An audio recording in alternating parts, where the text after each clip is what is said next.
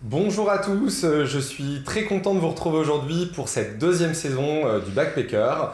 Voilà, il y a eu une pause, comme je disais ce matin sur le post LinkedIn que j'ai fait, une pause, j'allais dire estivale, mais qui était plutôt hivernale. Je tiens pour démarrer cette saison à remercier notamment la team content et marketing de WeGroup. C'est 4-5 personnes qui travaillent dans l'ombre et qui passent leur temps justement en régie, à monter, à faire du montage vidéo, à animer la communication. Donc Alex, Nat, Fleur et François, bien évidemment. Surtout que en ce moment, nous avons Marine, notre associée, qui a eu une petite Eugénie et qui drivait quand même pas mal le marketing. Et Jennifer, qui est notre CMO et qui, elle, est en congé mat dans l'attente de son baby. Donc les choses ont été plus compliquées et donc du coup, je retiens à remercier toute l'équipe pour avoir continué à faire ce travail. Je tiens également à remercier toutes les personnes qui ont eu le courage de passer dans le Backpacker lors de la première saison. C'était des guests de renom et on est très fiers de les avoir eus. D'ailleurs, on a annoncé le line-up de la saison 2 et je pense que c'est aussi grâce à ces personnes. Donc je tiens à remercier Maëva Tordo de l'incubateur ESCP, Alexandre Bonetti de Simplébo qui fait partie du club Bootstrap, Gilles Sadger de Lucas qui fait également partie du club Bootstrap, mais je pense que aussi de Croissance Plus, je ne vais pas tous les citer parce que voilà, Vianney Vaud qui est le cofondateur de Back Market, Céline Lazorte, Eiklichi, Mangopé et maintenant Résilience Care, une vraie serial entrepreneur, qui était avec Clara Chapaz de la French Tech, Firmin Zocchetto de Payfit, Roxane Varza de Station F, Thibaut Renouf de Partout, Jonathan Angelov de Aircall, Henri Delorgeville de Avisio, Harold Gardas de Com, Andrea Benseïd de Eskimos. On a eu aussi beaucoup de portraits, notamment Loïc Soubéran de Swile, Charlotte Cadet de Celency, Véronique Morali de Webedia, Thibaut Elzière de eFounder. Et pour terminer avec deux guests qui étaient un peu les superstars, Marc Simoncini et Frédéric Mazella. Je tenais absolument à prendre du temps pour les remercier. Et là maintenant, je vous annonce une saison 2 qui va être une saison 2 de folie. Un tout petit peu moins tournée vers le côté French Tech, mais un peu plus, on va dire, global sur l'entrepreneuriat. Et pour démarrer cette saison 2, je suis ravi aujourd'hui d'accueillir Mathieu Lolland. Salut Mathieu, comment vas-tu? Ça va très bien, et toi? Ben, ça va très bien. Alors je suis très fier de pouvoir t'inviter aujourd'hui parce que tu représentes le Club Bootstrap. Club Bootstrap, qui est un club qui existe depuis pas si longtemps, 2 ans. Ouais. Et j'ai également la chance aujourd'hui de te recevoir, Céline. Tu es directrice générale de Croissance Plus. Bonjour voilà. Thibaut. Bonjour. Mon associé Julien, je tiens à le dire, fait partie de Croissance Plus également. Et donc je suis ravi de vous accueillir. Tout simplement parce que je pense qu'aujourd'hui, pour introduire cette saison 2, vous avez un recul et un prisme en tant qu'observateur particulier sur le monde de l'entrepreneuriat, sur les entrepreneurs, j'allais dire au sens large, leur motivation, comment ils se sentent.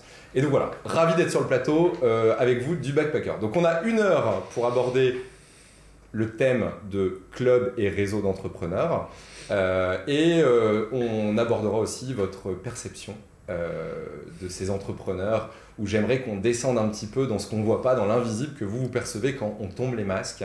Donc voilà, est-ce que du coup Matt, tu peux te présenter s'il te plaît? Eh bien, écoute, merci pour ces intros, on va essayer de rendre ça croustillant aujourd'hui avec Céline. Moi j'ai 30 ans, je suis normand, j'ai vécu dans un village d'irréductibles gaulois en Normandie.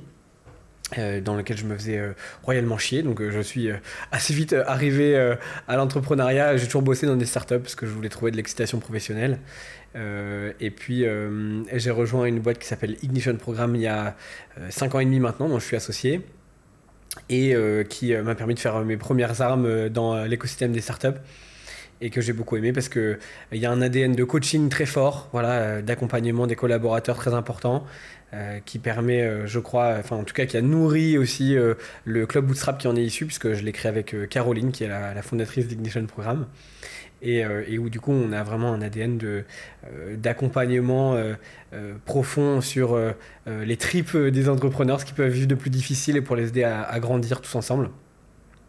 Voilà, et ça fait 2 ans que ce club existe. Aujourd'hui, on est un peu moins de 100 et ça continue à grandir. Et donc, je suis très content de défendre ce projet. Ok, trop cool, bah bravo en tout cas. Et toi Céline? Alors moi, donc Céline, j'ai 49 ans, j'ai 2 enfants de 20 et bientôt 17 ans. J'ai rejoint Croissance Plus il y a 7 ans. C'était pas ma première expérience. J'ai une formation juridique, première expérience juridique, deuxième expérience de développement de projet et troisième expérience d'écosystème entrepreneurial avant d'arriver chez Croissance Plus. Ok, top. Comment on fait le pas de passer du juridique à la gestion de projet, à se retrouver à devenir, j'allais dire, patronne de Croissance Plus, qui est un des gros réseaux français? C'est au gré de rencontres en fait, au gré de rencontres dans la vie professionnelle, on est amené à rencontrer des gens, il y a des rencontres qui sont plus ou moins marquantes. Et ce monde de l'entrepreneuriat, il est passionnant et il est tellement enthousiasmant qu'en fait on se prend vite au jeu et on a envie d'en faire partie. Ok, trop cool. C'est comme ça que c'est arrivé. Ok, génial. Alors peut-être pour du coup aujourd'hui on a un public de gens qui je pense sont des gens qui sont issus du product, de la tech, des jeunes entrepreneurs, des entrepreneurs aguerris. Je pense que tout le monde n'a pas la même définition et d'ailleurs on en parlait en préambule juste avant que la caméra se mette sur on. On peut parler de réseau, on peut parler de club. En tout cas ce qui est sûr c'est qu'aujourd'hui c'est des écosystèmes qui permettent de réunir des gens qui veulent entreprendre. Toi, de ton côté, chez Croissance Plus, comment tu définirais Croissance Plus? Pour moi, Croissance Plus, c'est vraiment un réseau. Ok. Parce qu'on, pas par opposition à un club, je dirais que c'est plus large qu'un club. Un club, il réunit des dirigeants ou des entrepreneurs qui ont exactement le même profil. Nous, on va au-delà, on essaye de brasser tout l'écosystème entrepreneurial. Donc, ça implique des relations avec d'autres associations, avec des partenaires financiers, avec des partenaires grands comptes qui nous accompagnent au quotidien, mais aussi des institutionnels, puisque on en reparlera sans doute après, mais nous on a une dimension influence auprès des pouvoirs publics. Okay. Et donc pour moi c'est plus qu'un club, c'est l'ensemble de cet écosystème qui cherche à accompagner des entrepreneurs et à les faire grandir au quotidien. Ok, et quand, sans parler peut-être du côté influence, mais peut-être quand tu parlais des partenaires qui vous accompagnent, ça se matérialise comment ? Alors en fait, je ne sais pas si j'en parle maintenant, mais Croissance Plus, donc, est une association qui existe depuis 1997, qui a été créée par Denis Père et quelques-uns de ses potes de la bulle numérique à ce moment-là. On est une association qui est complètement privée, qui est financée par les cotisations de ses adhérents entrepreneurs, mais aussi quelques partenaires grands comptes qui vont nous apporter une expertise très forte sur certains sujets juridiques, sociaux, financiers, et qui participent aussi à la vie de l'association et qui s'impliquent au quotidien dans les groupes de travail ou les événements, ce qui permet aussi d'avoir à nos entrepreneurs d'avoir un réseau qui leur permet de rencontrer les bonnes personnes, de gagner beaucoup de temps et souvent beaucoup d'argent. Ok, voilà. Alors du coup on a un public, je le disais, qui je pense est très dans le monde du numérique. Croissance Plus a un ADN numérique de par le fait qu'il s'est constitué avec des anciens de la bulle numérique, ou ça s'est beaucoup ouvert? Alors ça s'est complètement ouvert. Il se trouve qu'au départ on avait une petite bande de copains de la bulle numérique, mais qui se sont retrouvés autour d'un combat et de valeurs communes qui sont le partage de la valeur avec les collaborateurs. Et qui considère qu'en fait, il n'y a de réussite que collective et que cette réussite, cette croissance ne peut se faire qu'avec les collaborateurs. Donc c'est vraiment ça l'ADN de Croissance Plus au départ. Et au fur et à mesure, on est passé de 4 entrepreneurs à aujourd'hui 450 entrepreneurs qui sont des hommes et des femmes qui ont créé des boîtes dans tous les secteurs de l'économie. Et avec des tailles assez différentes. Et on recherche cette mixité, d'ailleurs, dans la taille des boîtes. Même s'il faut chez Croissance Plus, on le redira sans doute après, avoir atteint quand même une certaine taille de boîte, parce que nous, on est vraiment dans l'accompagnement de la croissance et pas dans l'amorçage. Donc c'est un réseau qui vient un peu en deuxième partie par rapport à d'autres réseaux qui font très bien l'accompagnement du démarrage. Un petit peu, mais comme par exemple Réseau Entreprendre qui est beaucoup plus sur l'amorçage de jeunes entrepreneurs, où tu vas peut-être chercher des bourses ou des prêts d'honneur. Et avec un ADN d'entrepreneuriat qui peut être un peu différent, parce que nous on est quand même sur des boîtes qui recherchent vraiment la croissance. Réseau Entreprendre a des entrepreneurs très différents qui peuvent être aussi des artisans. Mais par exemple, on peut être dans la continuité d'un réseau comme le Mouji, qui accompagne des tout petits. Ok, voilà, on est un peu la suite du Move. Et avant de demander à Mathieu de présenter ça également, vous êtes sur un maillage national? Alors on est sur un maillage national. Simplement, on est une équipe qui est très parisienne. Donc aujourd'hui, ça fait partie de nos axes d'amélioration. On est sur un maillage 80% région parisienne et 20% en région. Ok, qui représente coup un peu la enfin, vous avez 80% d'entrepreneurs parisiens et 20% en région. Ouais, c'est ça. Mais on cherche à s'améliorer, on a commencé à s'améliorer et on a développé des événements en région et on essaye de développer des noyaux assez forts en région pour que l'association vive au-delà parce qu'on cherche à être représentatif de l'écosystème entrepreneurial français. Donc il faut qui est quand même très localisé à Paris. On entend beaucoup plus de voix qui s'élèvent depuis quelques années, je trouve, sur le côté, enfin je pense que le Covid a vachement joué à ça, mais le côté délocalisation, faire en sorte que tout soit pas centralisé à Paris. Oui, cela dit, il y a des réseaux qui sont très actifs en province. Et nos entrepreneurs en région sont aussi contents de faire partie de Croissance Plus parce que ça leur donne une dimension nationale qui va un peu au-delà de leur écosystème local, en fait. Donc c'est pour ça que c'est toujours un peu à double tranchant le développement de Croissance Plus en région. Ok, trop chouette. Et toi Mathieu, du coup, 2 ans, donc là on n'a pas la bonne vingtaine d'années, même un peu plus, 25 ans de Croissance Plus, 2 ans, quand même une centaine de collaborateurs. Dis-nous tout. 2 ans en avril, puisque tu as participé au premier dîner qui était chez Caroline. Voilà, on dira pas à quelle heure c'était. Non, on était 8. On était 8, mais on s'est couché tard. On s'est couché tard, on dira pas à quelle heure c'est fini, dans quel état non plus, mais en tout cas, oui. C'était il y a 2 ans dans un mois, quoi. Moi je dirais plutôt du coup assez simplement club, puisqu'on a démarré sur des dîners très festifs à se rencontrer entre entrepreneurs qui peut-être se sentaient un petit peu moins valorisés dans le contexte de l'hypercroissance des levées de fonds et de la course à la valorisation financière qui est en train de malheureusement un peu être déconstruite en ce moment. Donc on a mis en valeur tout un tas d'entrepreneurs qui étaient dans une démarche différente. Et ça s'est constitué comme ça, donc moi je dirais juste un club parce que c'est d'abord un club de copains et on a vraiment créé le truc pour que ce soit festif et grandissant et marrant et des moments légers tout en travaillant des sujets assez profonds de la vie mouvementée des entrepreneurs. Alors je dirais que du coup la particularité du club peut-être c'est qu'effectivement on a un motto qui s'est constitué, qui est assez militant. Militant dans le sens où on se dit qu'on cherche à mettre en valeur des entrepreneurs humanistes, c'est-à-dire qui sont conscients, mais ça on est assez proche avec Céline là-dessus, on en a déjà parlé, mais ça veut dire des boîtes qui sont conscientes, des entrepreneurs qui sont conscients de leur rôle social au moment où il y a, je pense, une crise de sens dans le salariat et tout le monde veut devenir freelance ou en tout cas plus personne, il y a des grandes démissions, en plus en ce moment c'est la crise donc c'est vraiment difficile, il y a des licenciements etc. Donc moi je cherche à mettre en valeur des entrepreneurs qui sont conscients de ce rôle, qui vont être capables de partager de la valeur autour d'eux, de stabiliser de l'emploi, de créer des cultures de travail épanouissantes, voilà, et des boîtes du coup qui vont durer longtemps, créer un tissu économique en France qui est solide. Voilà, je pense qu'on a vraiment encore une fois plein de valeurs en commun avec Croissance Plus. Et pour ça, nous en tout cas notre conviction c'était qu'il ne faut pas que ces boîtes soient complètement dépendantes de la perfusion financière extérieure, donc d'investisseurs. En particulier des fonds d'investissement professionnels qui nécessairement vont demander des ROI financiers à 3 ans ou à 5 ans, qui vont mettre beaucoup de pression sur le fondateur, la fondatrice, sur les équipes aussi, et qui du coup participent aussi dans l'emballement spéculatif qu'il y a eu ces 10 dernières années à l'éclatement de la bulle qu'on connaît aujourd'hui. Donc malheureusement, je peux pas me réjouir qu'il y ait une bulle qui éclate. Je pense que Céline c'est pareil, mais les faits nous donnent un peu raison maintenant.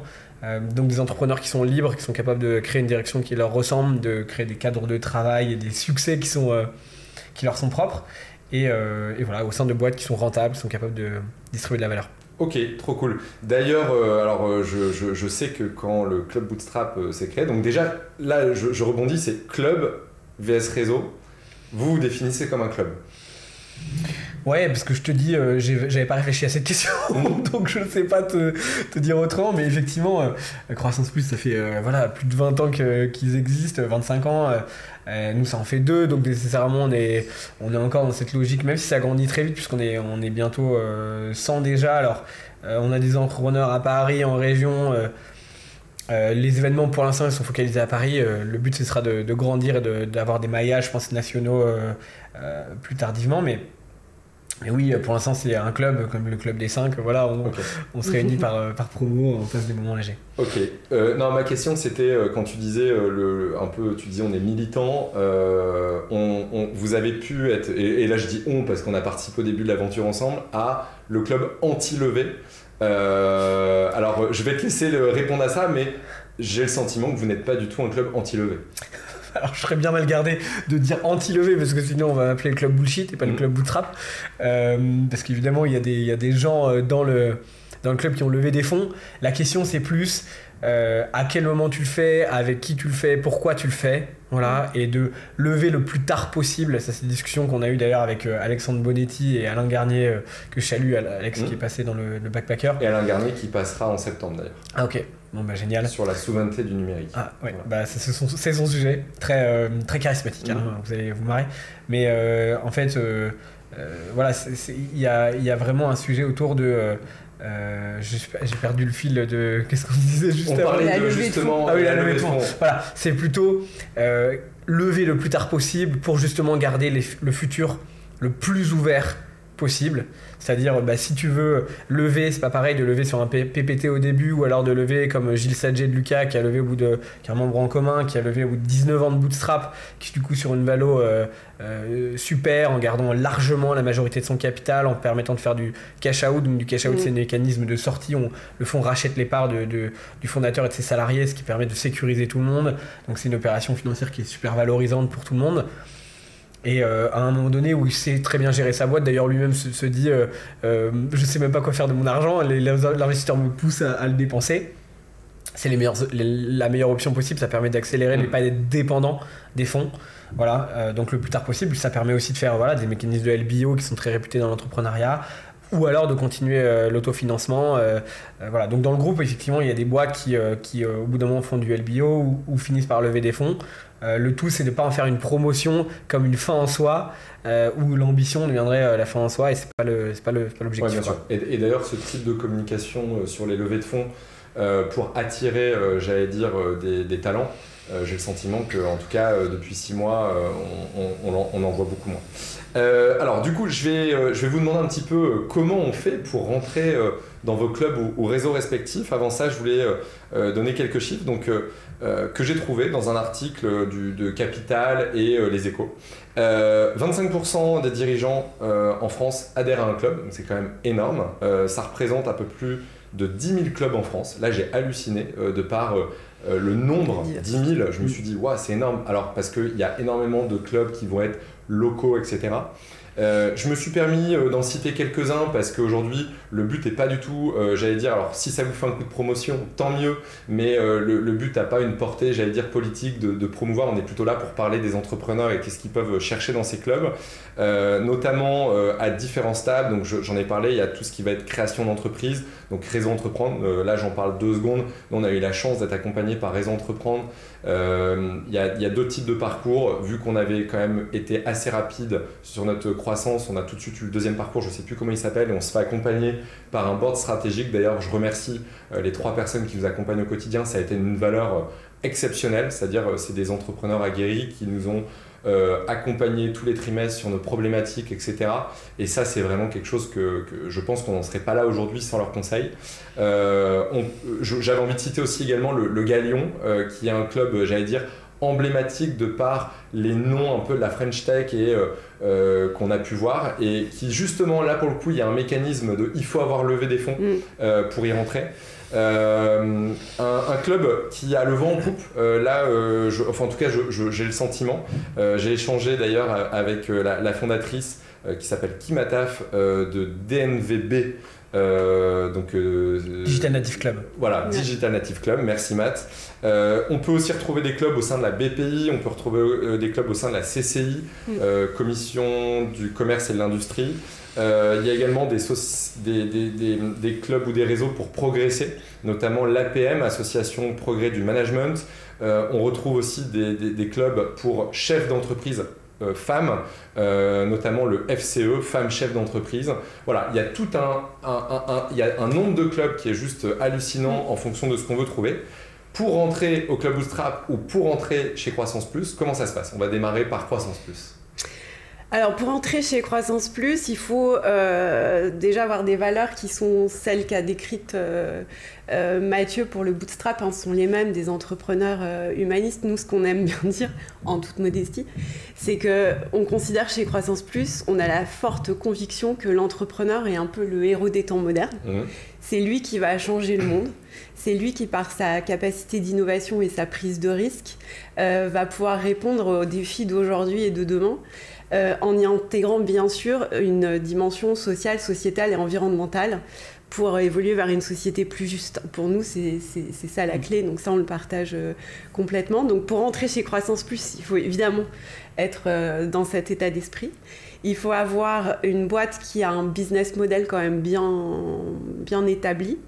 Après, j'aime pas parler en montant de chiffre d'affaires parce qu'en plus, on a des boîtes très différentes, donc le chiffre d'affaires ne veut pas dire grand-chose, mais en tout cas, un business model bien établi. Être vraiment dans une volonté de croissance, c'est important.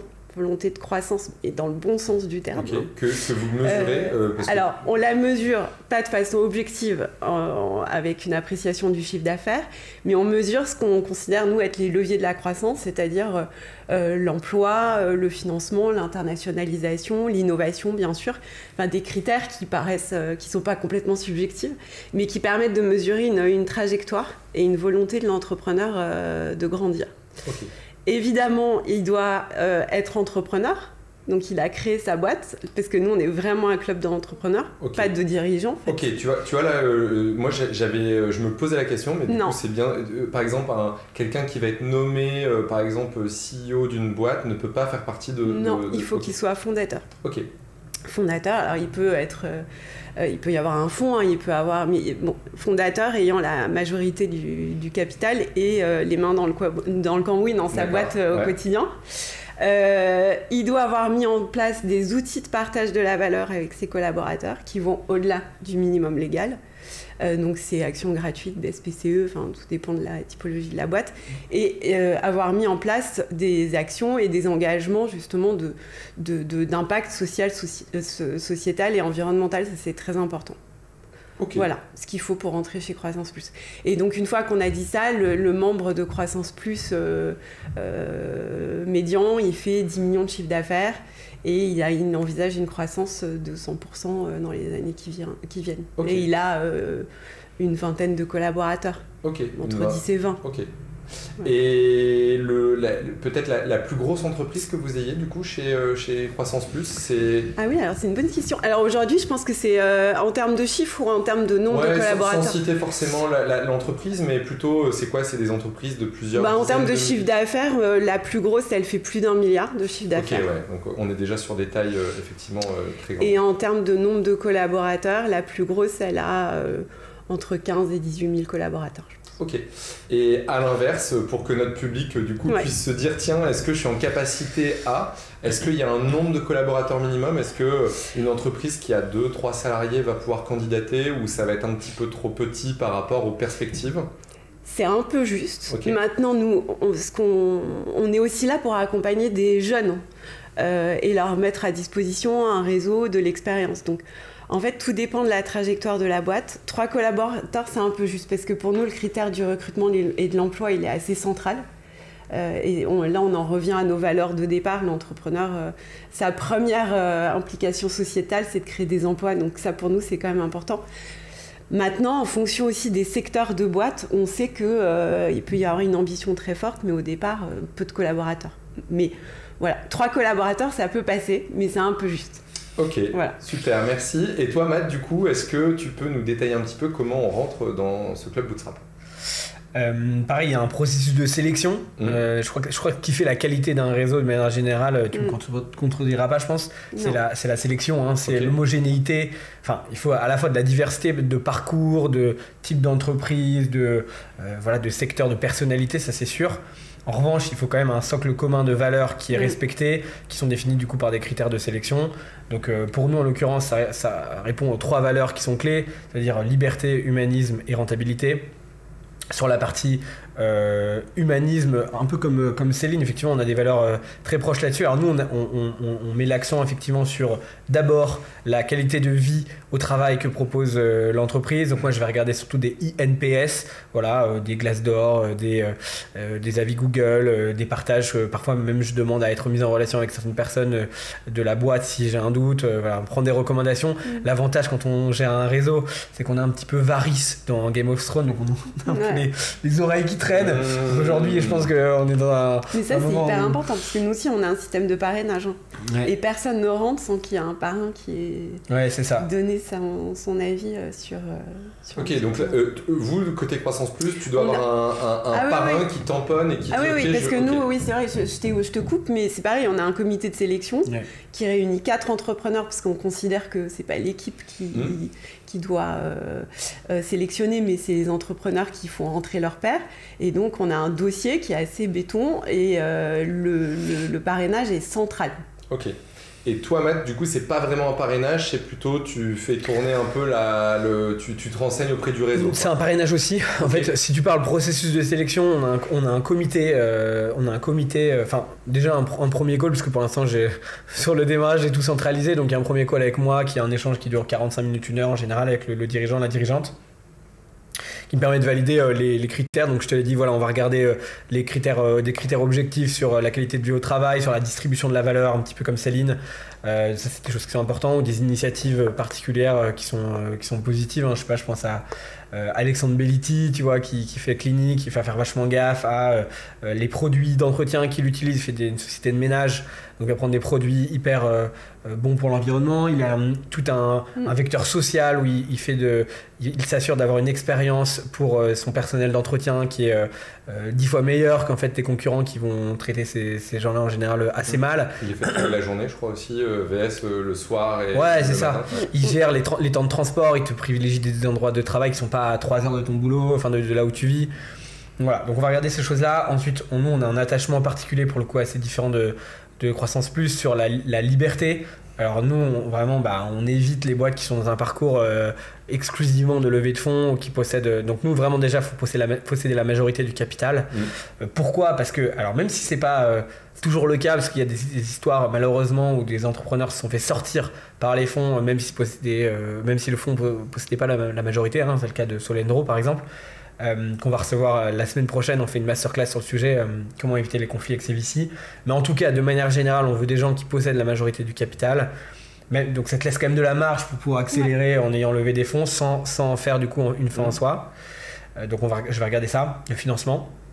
Puis la rentabilité, on veut des boîtes effectivement qui sont cash positives ou alors qui sont rentables, qui sont la capacité ou on passe de le devenir, c'est-à-dire. Expliquer la différence entre cash positif et rentable.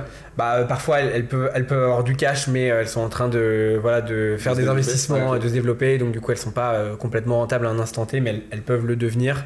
En tout cas, on regarde la capacité à créer de la valeur dans les 12 prochains mois, quoi. Et puis sur la croissance, on a des critères de taille, de maturité de l'entreprise, parce que comme on a un objectif quand même assez militant, on veut des boîtes qui sont assez matures pour le défendre, pour avoir de l'impact. Donc c'est un peu comme Céline. Alors, je n'ai pas de boîte encore qui font 10 milliards de chiffre d'affaires, malheureusement. Pas 10 milliards, 1 milliard. 1 milliard, pardon, 1 milliard. C'est déjà pas mal. C'est déjà pas mal. Mais on a des boîtes, tu vois, nous les plus grosses, elles doivent faire 30 millions à peu près de CA. Il y a Wilfried de Superprof, il y a Gilles Sadjet de Lucas, il y a Thibaut Renouf de partout. Donc ces boîtes-là, elles font plus de 30 millions d'ARR ou de chiffre d'affaires. Après, voilà. Et du coup, sinon pour nous, le minimum, c'est plutôt une vingtaine de salariés et 2 millions de chiffre d'affaires. Voilà. Donc après, ça, comme Céline, entre les business, faut arriver à trouver des comparatifs, mais à peu près, si je te donne la grosse, c'est ça. Et une croissance de au moins 30%. Ok. Et du coup, là, je vais peut-être arriver, donc je voulais quand même poser un petit peu ce que vous faisiez et puis avoir votre manière de pouvoir, j'allais dire, accueillir ces entrepreneurs. Imaginons que je suis un entrepreneur lambda ou un futur entrepreneur. Qu'est-ce que vous allez pouvoir m'offrir ?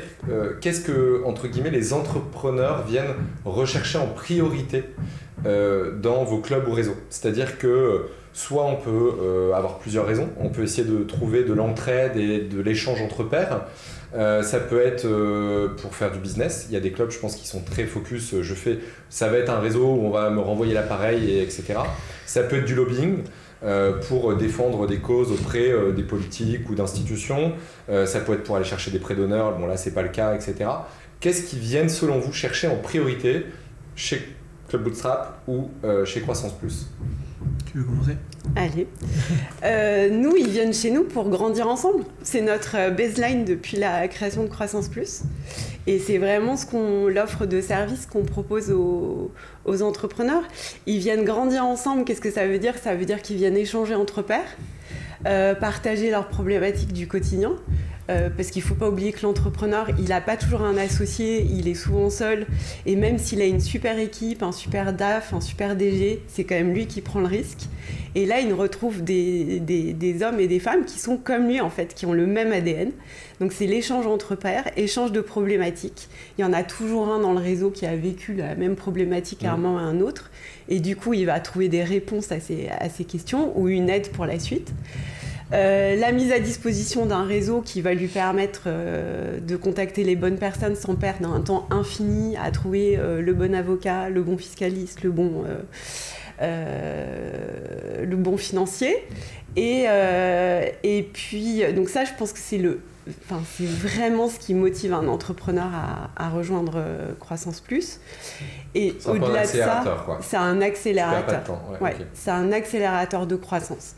Alors, on ne propose pas de mentoring, on ne propose pas de coaching, mais par le réseau, les entrepreneurs qui sont présents, les événements qu'on peut proposer, les outils qu'on peut proposer, on va l'aider à grandir.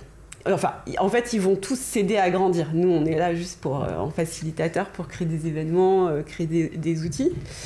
Et au-delà de ça, je pense que chez Croissance Plus, il adhère à une cause. Il adhère à une cause, c'est ce que je disais tout à l'heure. En fait, il adhère à des valeurs communes et au fait qu'on considère chez Croissance Plus que c'est l'entrepreneur qui aujourd'hui va pouvoir répondre à tous les défis qui sont devant nous.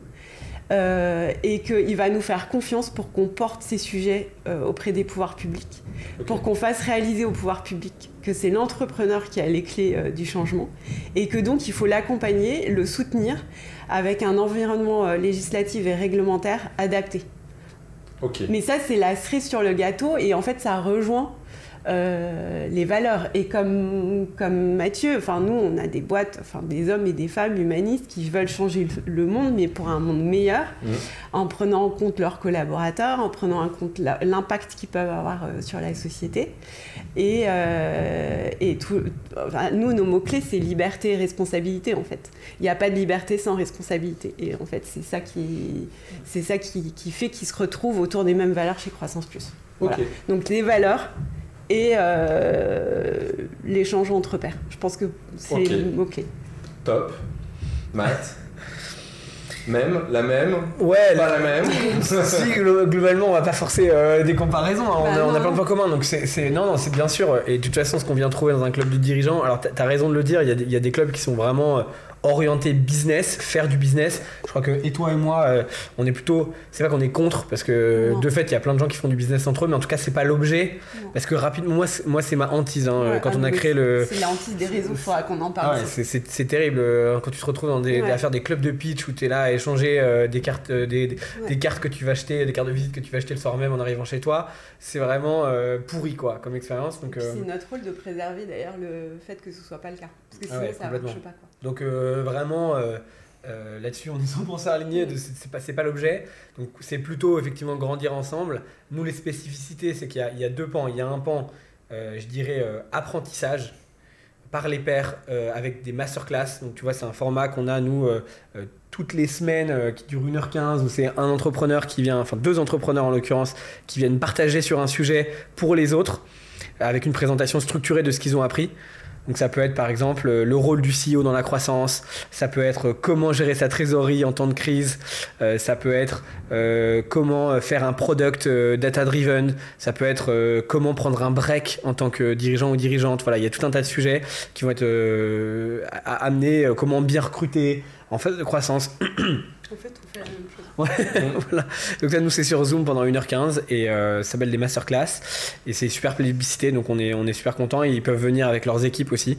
Donc les gens viennent se former sur ce format-là.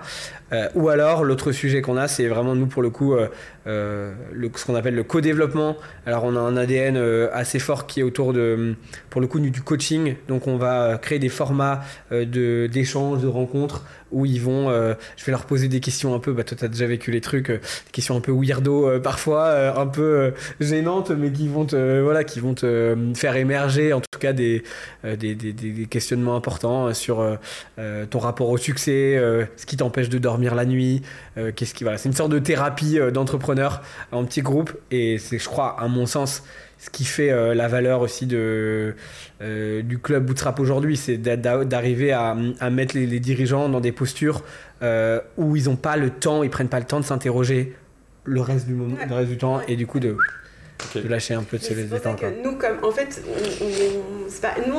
on propose 3 types de formats. Des formats très networking.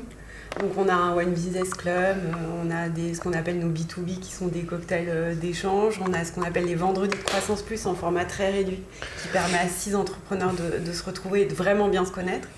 On a des formats beaucoup plus orientés business, effectivement, où une fois par semaine, on a une thématique qui est adressée soit par un expert, soit par un entrepreneur du réseau, et avec des thématiques très diverses. Ça peut aller sujet de financement, évidemment, mais aussi beaucoup de questions autour du management, du télétravail, l'impact du télétravail, l'évolution du management, l'évolution du travail, le sens du travail, la culture d'entreprise. Comment recruter, comment fidéliser, c'est beaucoup ces sujets qui reviennent. Et troisième type d'événement, c'est ce qu'on appelle nos événements inspirants. On va faire venir des personnalités qui sont un peu en aparté du business, mais qui par leur action, leur engagement, vont nourrir l'énergie de nos entrepreneurs. Donc on peut avoir des sportifs, des philosophes, des sociologues, des militaires qui interviennent sur leur parcours et leur vision du monde. Voilà. Ok, trop cool. Alors, ce que je vous propose du coup, c'était top d'avoir on arrête de pitcher overview. Non. On a oublié de dire des trucs. Si je vous ai fait venir, c'est justement pour qu'on puisse justement avoir un aperçu de qu'est-ce qui se passe dans des clubs de tailles différentes, avec des années d'ancienneté différentes, etc. Ouais. Pour faire la transition, parce que là, je vais vous demander de plus parler du club Bootstrap ou justement de Croissance Plus, j'allais dire Réseau Entreprendre, parce que j'allais dire, moi à titre perso, je voulais juste dire pour nos auditeurs, donc du coup on est dans 3 clubs avec Marine et Julien, on est avec 3 clubs ou réseaux, Réseau Entreprendre qui nous a vachement aidé sur du coup la partie amont, de prendre les bons choix et d'avoir des entrepreneurs aguerris à notre board. Ça c'est vraiment ce que ça nous a apporté. Côté Croissance Plus, du coup c'est plus Julien, mon associé, qui y est, et ça nous a permis de découvrir une overview totale d'entrepreneurs différents. C'est vrai que ça nous a ouvert l'esprit sur notamment rencontrer des gens qui allaient ouvrir des restaurants, avoir des gens qui allaient avoir des boîtes. Je sais que moi j'avais fait des premières soirées où j'avais parlé à quelqu'un qui avait une boîte, je sais plus, de 10 000 personnes. Voilà, bref, ça te donne une overview totale. Et je crois d'ailleurs qu'il y a un événement qui est très sympa que j'ai pas fait mais que mon associé Julien a adoré, qui est le Spring Summer. Ouais, parlons-en quand même, parce que c'est du 13 au 15 avril. Ok. Donc si on a des entrepreneurs qui nous écoutent, qui pensent remplir les critères de Croissance Plus, le Spring Campus, c'est vraiment l'événement qui leur permet de découvrir s'ils y sont bien. Ok. Et on est ravis d'accueillir quelques prospects. Ok, voilà, le message est passé. Donc qui me contactent sur LinkedIn. Et le club Bootstrap, là c'est plutôt moi du coup qui m'y retrouve. Et moi ce que j'ai vraiment trouvé là-bas, c'est vraiment une espèce de bulle où j'ai le sentiment que effectivement, moi j'avais un peu cette notion que de club ou réseau égale on va faire du business. Et justement, en tout cas, le seul club du coup dans lequel je suis, c'est ça. Et j'ai vraiment eu le sentiment déjà c'est agréable de ne pas y aller pour essayer de se vendre au quotidien, vraiment trouver un moment privilégié où tu es entre pairs, tu peux faire un peu tomber le masque, ce que tu raconterais pas à tes potes. Le pourquoi tu publies sur LinkedIn où tout le monde se fiche de toi, là tu as 100 personnes qui te comprennent entre guillemets.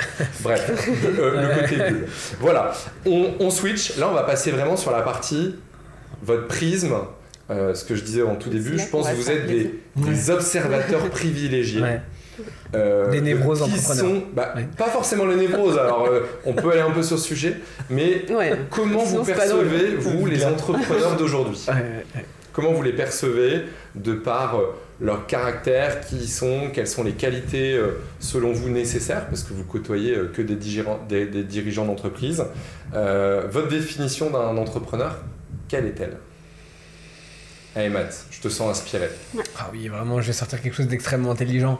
Qu'est-ce qu'il faut pour être entrepreneur plutôt? C'est quelqu'un qui aime bien prendre des risques, qui a envie de prendre des risques, parce que de toute façon, faut partir d'un état de fait où il n'y a rien et faire quelque chose, tu vois, plutôt quelque chose que rien, quoi. Donc il y a une traction déjà à sortir de terre qui est une évidence, même si je pense que c'est évidemment beaucoup plus facile d'être entrepreneur aujourd'hui que ça ne l'était il y a 20 ou 30 ans, sur l'administratif, sur l'accès à l'information, à l'entourage, sur le soutien qu'on peut avoir de nos pairs, enfin voilà, c'est beaucoup plus facile aujourd'hui, mais il y a quand même une notion de risque évidente.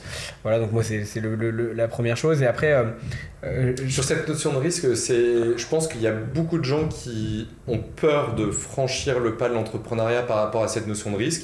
Je prends notamment quelqu'un qui va être en début de carrière, va bien gagner sa vie, a pris je sais pas, un emprunt pour payer son appart ou a ses premiers enfants, etc.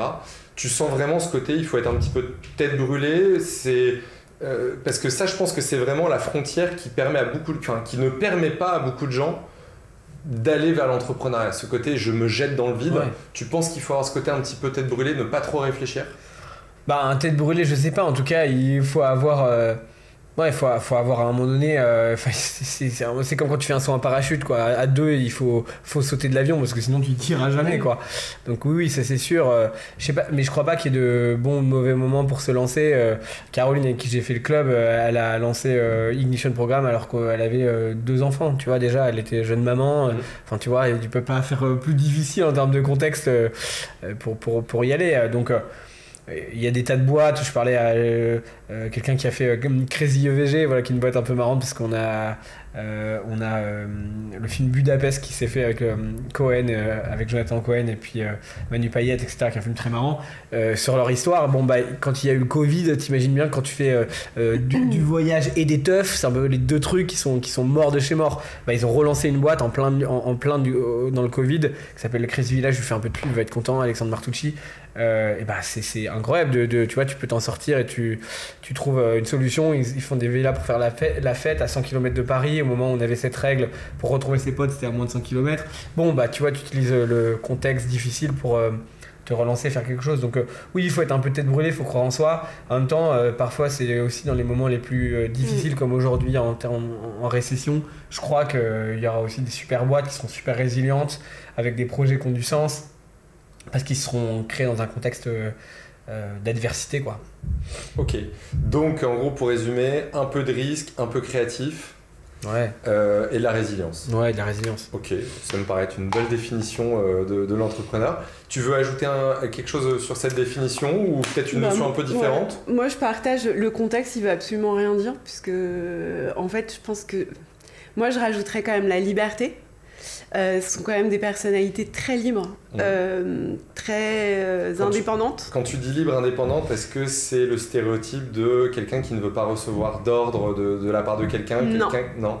C'est pas dans... Alors, ça peut en faire partie, parce que ça, on en reparlera aussi tout à l'heure, mais ça peut en faire partie, mais pour moi, c'est libre de croire en ses idées et avoir l'audace de les mettre en œuvre. Okay. En fait, c'est un peu ça. C'est juste à peu près la même définition. Ok, donc en gros, quelqu'un qui va être libre et qui va pouvoir, assumer ses idées et les pousser jusqu'au bout à sa manière, audacieux, profil qui va prendre du risque, qui va savoir faire preuve de créativité. Et tu avais donné un dernier la résilience, c'est important. Et résilient, ouais, clairement. Hyper important. Résilient. Est-ce que selon vous, là, je pense qu'on a 5 mots qui définissent plutôt, et là, de mon prisme, moi, en tant qu'entrepreneur qui côtoie beaucoup d'entrepreneurs, j'ai vraiment le sentiment que les 5 sont quasiment indispensables. Ouais. Est-ce que... Il y a un côté joueur aussi, quand même. Joueur. Mais qui va avec la liberté, il y a un côté joueur, quoi. Ok. Est-ce que si on enlève un de ces 5 items, sans prendre le côté joueur qui va peut-être aller un peu avec le côté risque, sans risque, j'ai le sentiment que c'est compliqué de se lancer. Résilience, j'ai quand même le sentiment que ça, c'est vraiment un prérequis. Quelqu'un qui n'est pas résilient, qui va vite abandonner le chemin. J'ai le sentiment que vous qui partagez des histoires de vie de centaines d'entrepreneurs, un des points communs, c'est vraiment ce côté... il n'y a rien qui marche et c'est à force d'essayer que ça fonctionne. Il y a toujours des solutions. Il faut aimer les roses et les épines, quoi. C'est une phrase qu'a dit Olivier Goua, vraiment qui est d'October, là, qui a la maladie de Charcot, qui à chaque fois me bouleverse son histoire. Tu vois, qui était à l'Élysée il n'y a pas longtemps. Qui était à l'Élysée il n'y a pas longtemps, il continue à gérer sa boîte alors qu'il a une maladie qui fait qu'il malheureusement il a une espérance de vie très courte et il continue à se lancer, à défendre des causes, à gérer sa boîte. Enfin, c'est hallucinant en fait. Donc et lui il dit voilà, il faut profiter des roses et il faut profiter des épines. Donc à moindre échelle évidemment, parce que lui c'est évidemment très, très difficile. Tu as tous les entrepreneurs ont des histoires de vie à des moments où ils ont dû licencier des salariés. En ce moment malheureusement c'est le cas, hein. Il y a des boîtes qui sont obligées de se séparer d'une partie du staff parce que c'est la crise, quoi, parce qu'il y a le business en baisse et voilà, c'est des moments qui sont quand même extrêmement difficiles à vivre pour chacun, où la solitude est très importante, voilà, et c'est se relever de ces moments-là aussi qui font des aventures après extraordinaires. Ok. À l'inverse, là on a parlé de qualité. Alors est-ce que c'est un défaut? Je ne sais pas. Est-ce que c'est un défaut obligatoire? On parlait un petit peu, j'allais dire, de névrose de l'entrepreneur.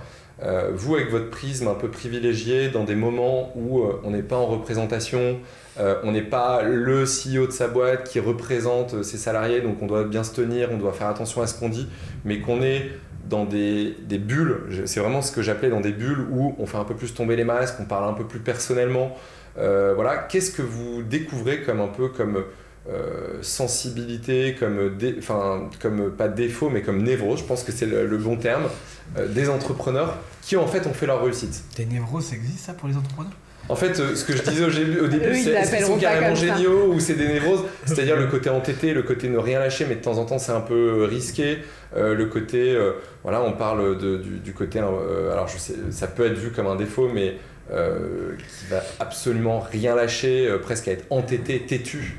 Parce que justement ça rejoint peut-être le côté un petit peu liberté de il a son idée et il veut la faire et il ira au bout. Voilà. Est-ce que vous voyez un petit peu quand les masques tombent des choses qui ne se voient pas dans la réalité de ce qu'on voit dans les magazines, dans les réseaux sociaux, qui mettent en avant le rôle d'entrepreneur star et que vous voyez plutôt en coulisses? Ouais, alors moi, je suis sûr que je pense à plusieurs choses, mais alors oui, de fait, je pense que ça a la chance d'être dans des réseaux, c'est qu'effectivement on peut observer les comportements, peut-être l'après côté shiny Hollywood du rôle d'entrepreneur qui est en plus très starifié aujourd'hui. Mais oui, il y a des côtés. Déjà, il y a des. En ce moment, moi, je me rends bien compte qu'il y a des boîtes qui vont gérer très différemment le risque. Il y en a qui vont avoir moins d'un mois de trésorerie et qui sont très à l'aise avec ça, d'autres qui ont besoin d'en avoir 6 ou 8 d'avance pour s'assurer d'être tranquille. Donc, c'est forcément pas du tout les mêmes façons de gérer. Je crois que aussi, après, évidemment, sur la partie masque, on a un peu le revers des histoires, hein, côté marketing, les conflits d'associés notamment, ça peut arriver. Alors moi je fonctionne avec des promos, donc on a souvent des associés, je pense que toi c'est pareil, qui rentrent dans le groupe. Je les mets pas ensemble dans les mêmes promotions. Parfois ça arrive qu'il y ait des petits conflits qui sortent, qui se disent pas trop autrement, ou alors ou des associés qui sont pas dans le club, mais tu vois, qui vont raconter un peu le débat de l'histoire, pourquoi la personne est partie. Moi, t'es toujours surpris parfois par des sujets perso, machin. Bon, c'est aussi ces moments-là. Moi, je suis content d'offrir un safe space où tu peux échanger sur ces sujets, où tu te sens pas jugé, et voilà quoi. Par exemple, moi, je pense que c'est plutôt pour donner l'envers du décor à tous nos auditeurs. Avant de créer ma boîte, et je connaissais pas du tout ça, moi j'imaginais des endroits très smart où tout le monde est souriant, tout le monde va être sûr. Et je prenais l'exemple, tu vois, j'ai raconté à quelques-uns de mes salariés la dernière fois au club Bootstrap, mais je suis persuadé que c'est pareil dans plein d'autres clubs. où un entrepreneur, on livrait un petit peu nos moments difficiles, et puis il y a un entrepreneur qui nous a littéralement bouleversés. On était une cinquantaine et je pense qu'on doit être pas loin de 49 à avoir lâché une larme. Et je pense que ça, c'est vraiment quelque chose qui ne reflète pas la réalité de voir potentiellement 50 CEO dans une salle, fondeurs, et qui vont lâcher une larme, qui vont et vivre des moments aussi compliqués. Là, le côté, tu parlais de la récession, j'irais même plus loin, je dirais, on sentait que le Covid, les nouveaux modes d'organisation, j'allais dire la jeunesse qui du coup découvre un peu un nouveau mode de travail, la crise financière, etc., fait qu'on est dans une instabilité, j'allais dire, permanente depuis quelques années. Moi, je suis jeune, donc j'ai pas le recul. Je pense que les anciens entrepreneurs nous disent, en fait, il y a toujours des... Voilà, ouais. C'est éreintant. Et ça, c'est quelque chose qui n'est pas mis en avant, je trouve. Voilà. Ça, vous le ressentez. Bien sûr. Ouais. Bah, l'entrepreneur est un humain comme un autre. Hein. Il a les mêmes émotions. Il y a peut-être quand même une caractéristique de l'entrepreneur, mais qui va avec toutes les qualités qu'on a énoncées. C'est quand même souvent un ego très fort, hein, qui se manifeste de façon très différente, mais un ego très fort. En même temps, il a une idée, il veut changer le monde. Donc, le revers, c'est qu'il pense qu'il peut changer le monde. Ouais. Ok. Quand ce qui est à la fois un revers ou pas, mais ça dépend de quel côté on se place. Mais du coup, il a forcément du mal à se lâcher, justement. Et à faire part de ses émotions. Et aussi parce qu'il sait très bien que s'il lâche trop, on va lui dire les gens sont toujours de bons conseils, tu devrais faire ça. Et lui, il sait il a raison, il est persuadé qu'il a raison, donc c'est d'autant plus compliqué pour lui. Okay. Et il y a quand même beaucoup d'entrepreneurs qui ont ce besoin de reconnaissance qui est énorme. Mais peut-être aussi parce qu'ils sont seuls dans leur... aventure, parce que ils ont un peu les défauts de leur qualité. Hein. Ouais, bien sûr. Tu touches, là, t'as parlé de reconnaissance et t'as parlé de solitude. On parle souvent de la solitude de l'entrepreneur. C'est marrant que tu mettes le prisme reconnaissance, parce que ce qui vient, je pense, dans l'imaginaire français, la première motivation d'un entrepreneur, ça va être l'argent, entre guillemets. Jamais. Pas du tout, ouais. Jamais. Vous qui êtes très connecté à ces gens-là, parce que effectivement, j'ai le sentiment que je connais aucun entrepreneur qui s'est dit je veux gagner des thunes, je vais être entrepreneur. Et en général, c'est pas comme ça que ça marche. C'est plutôt c'est un truc qui vient avec le développement d'une entreprise. Vous le ressentez ça vraiment de manière globale dans... Mais en fait, alors c'est sûr sur le moteur de l'argent, je vais me faire peut-être taper sur les doigts, mais c'est un peu, à part les infopreneurs qui veulent te faire gagner 10 000 € en étant sur YouTube, qui promeuvent le fait qu'effectivement tu vas gagner plein d'argent en faisant des cryptos et de la formation en ligne sur des sujets sur lesquels ils ont en immobilier, alors qu'eux-mêmes n'ont pas gagné de l'argent avec de l'immobilier, mais avec de la formation.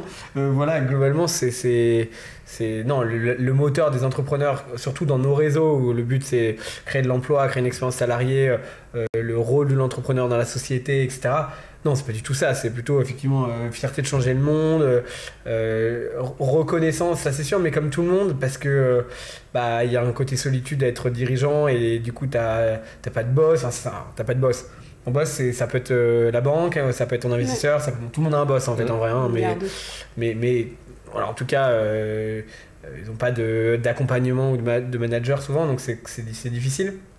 Ce que je peux remarquer quand même, c'est parfois un décalage d'attente entre l'équipe et le dirigeant. Où le dirigeant, il va être vachement en attente que l'équipe soit super investie, lui dise merci, exprime beaucoup de reconnaissance. Et l'équipe de l'autre côté, ils sont pas entrepreneurs en fait, même si y a des mécanismes d'association capital, le BSPCE, etc. Pas toujours, et donc ils vont pas se donner au même niveau, ils vont avoir peut-être parfois prendre les choses un peu plus comme un dû. Et là vraiment, parfois il y a des sections, il y a des histoires dans les dîners, parce que t'as dû en vivre, où les mecs se plaignent un peu, de dire, les mecs, les meufs, hein, c'était c'est pas juste quoi. Voilà, donc ça c'est, mais bon, c'est comme, j'aime bien ce que tu dis, c'est des humains comme tout le monde quoi. Okay. Mais là, ce qui est sûr, c'est qu'un entrepreneur est jamais drivé par l'argent, en tout cas à titre personnel. Oui, il est drivé par l'argent parce qu'il veut faire grandir sa boîte, donc forcément l'aspect financier il est primordial pour lui. Mais son driver au départ, c'est pas de s'enrichir personnellement. Bien sûr, C'est une ambition, quoi. mais là où je l'ai... moi-même, je pense que j'avais ce mauvais prisme. C'est-à-dire que bon, je ne suis pas devenu entrepreneur pour ce côté-là, mais plus parce que je voulais vivre une aventure. Mais en rentrant dans les clubs, que ce soit Réseau Entreprendre, Croissance Plus, Club Bootstrap, je me suis rendu compte à quel point il y avait aucun entrepreneur qui était drivé par la seule envie de voilà. Sauf que je pense qu'on demande à 100% des salariés français quelle est la motivation d'un entrepreneur. Je suis quasiment sûr que dans le top 3, on retrouvera faire fortune ou gagner de l'argent, etc. Et ça, je pense que c'est quelque chose que les gens ont du mal à comprendre, mais c'est pour ça que je voulais voir si vous ressentiez bien ça. Oui, mais parce qu'en fait, je suis pas si sûre que les gens comprennent pas. C'est parce que souvent, en France, on confond l'entrepreneur et le dirigeant d'une boîte du CAC 40. Et le dirigeant de PME ou de TI, enfin, tu es d'accord avec moi, c'est quelqu'un qui a l'ambition d'un projet, qui a l'ambition de fédérer autour de ce projet. Rien à voir avec ce qui est montré dans la presse aux Français, en fait. Et donc, souvent, il y a un peu une confusion entre ce qu'est un entrepreneur et ce qu'est un dirigeant, et c'est pas tout à fait la même chose, quoi. Okay. Il faut quand même sacrément aimer l'argent pour se taper 2 à 3 années avec un salaire de 0, avec le meilleur business angel français qui est le chômage, quoi, du coup, mais sinon, tu vois, ça met quand même un paquet de temps avant de faire des exits, des sorties, ou là... Alors, effectivement, l'upside, quand tu vends ta boîte, il est de fait très important, puisqu'il y a des boîtes qui, là, au club, ou tu vois, pareil, qui sont à Croissance Plus, qui vont sortir 10 millions. L'Emlys, qui est dans notre groupe, il a communiqué publiquement dessus, je peux le dire, ils ont gagné 30 millions à 3, tu vois. Donc, effectivement, c'est life changer, c'est énorme. Mais ça met 6 ans, 7 ans. Alors lui, c'est particulièrement rapide. C'est franchement pas toujours le cas. Là, c'est au bout de 20 ans. Donc entre les deux, parfois c'est comme des années de vache maigre, quoi. Donc je suis complètement d'accord, c'est pas le moteur principal.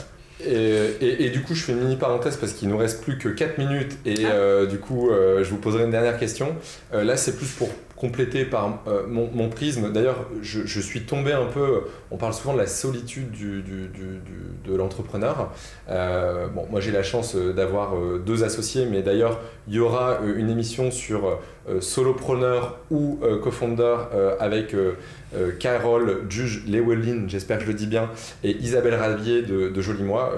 Carole, c'est de June, qui viendront pour justement animer le débat. Quelles sont les qualités d'être seul et quelles sont les qualités pour Isabelle d'être co-founder. Moi, clairement, j'aurais jamais pu monter ma boîte sans avoir des co-founders à mes côtés. Je pense que ce que je suis venu chercher dans des réseaux ou clubs, c'est justement, mais je l'ai compris à mes dépens au fur et à mesure du temps, et d'ailleurs je l'ai même expliqué à mes équipes, c'est qu'en gros, tu peux avoir plusieurs commutateurs. T'as le commutateur, j'allais dire vraiment de CEO, de la personne qui va diriger la boîte. Donc t'as le commutateur du founder qui va prendre des décisions d'entreprise. Et puis t'as le commutateur Thibaut, quoi, personne physique.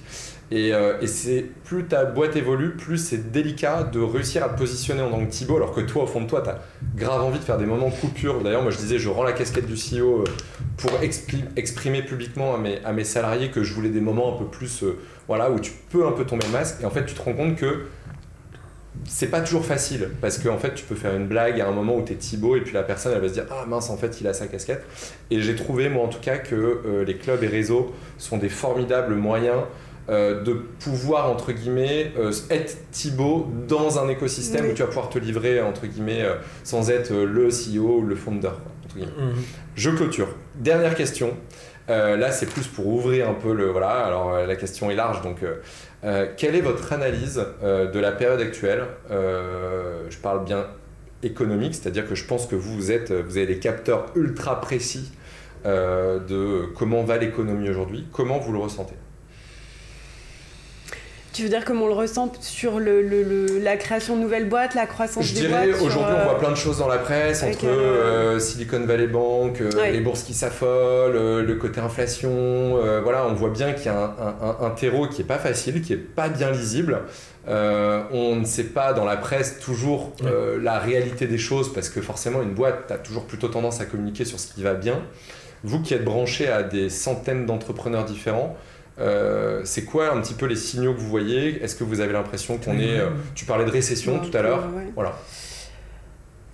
Moi, je ne parlerais pas de récession dans les entreprises. Mais en fait, nous, on a aussi une vision biaisée parce que les entrepreneurs qui rejoignent nos réseaux clubs sont des entrepreneurs en croissance, quoi qu'il arrive, en fait, et justement, on parlait de la résilience.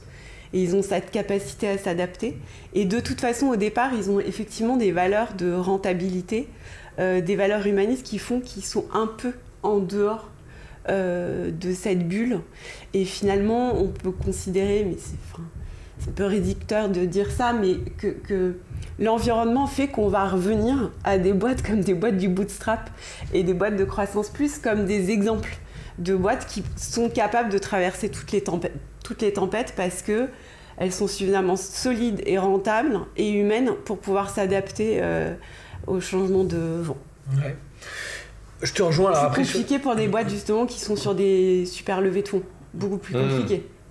Ok, donc vraiment économie un peu traditionnelle globalement qui suit sa route vs la tech où c'est un petit peu plus compliqué, quoi. Ouais. Je rejoins Céline. Alors je serais peut-être un petit peu plus pessimiste quand même sur le plan du moment maintenant. Parce que moi je le sens quand même, je vois que les boîtes, malheureusement certaines ont dû licencier et puis il y a quand même un ralentissement de la croissance quand même que je remarque. Oui mais elles resteront là, c'est ça que je veux dire. Mais il y a une tempête, c'est pour ça que j'ai employé le mot tempête. Il y a une tempête. Après, entrepreneur, tu vois, on demandait la définition tout à l'heure, pour moi c'est un optimiste dans le sens pessimiste expérimenté.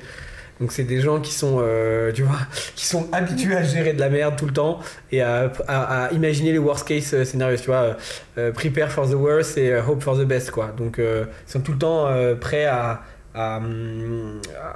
traverser la prochaine tempête et à s'en sortir. Donc on va de toute façon, la bulle elle est en train d'éclater, la bulle tech surtout aux US. Tout se passe aux US pour le moment, hein. Enfin les banques là, qui sont en train de faire faillite, c'est des banques américaines. Les gros layoffs, c'est sur les grosses boîtes tech aux US. Alors, la France, en général, toujours un train de retard. C'est ce que moi, les entrepreneurs qui bossent beaucoup avec les États-Unis ou qui ont de l'expérience disent. Donc, ça finit malheureusement par arriver un peu en France. Donc, de fait, on va traverser une tempête, c'est une certitude. Après, je suis d'accord avec Céline. En fait, les boîtes qui sont rentables et qui ont des cultures résilientes avec des gens engagés, elles s'en sortiront toujours. Ouais. Puis après une tempête, il y a toujours quand même pour égayer et clôturer parce que nos auditeurs, on va devoir aller... Oui, puis en conclusion, pour être optimiste, l'époque actuelle, elle offre des opportunités de business incroyables, que ce soit from scratch ou en transformation. Donc, c'est clair.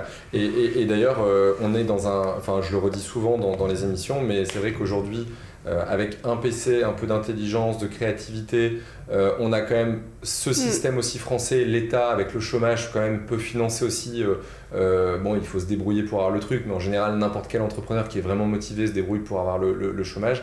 On est quand même sur un terreau qui a jamais été aussi facile pour créer sa boîte. Ouais.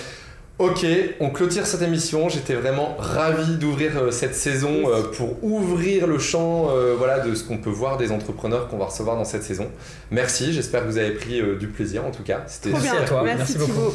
Et puis du coup pour nos auditeurs, on se retrouve très bientôt, c'est-à-dire c'est le 5 avril. Alors un guest, alors c'est plus un guest, il est ministre, mais le ministre du numérique qui nous retrouvera dans ce canapé, dans le format en tête-à-tête. Donc il y a le backpack avec les sujets et puis il y a les portraits.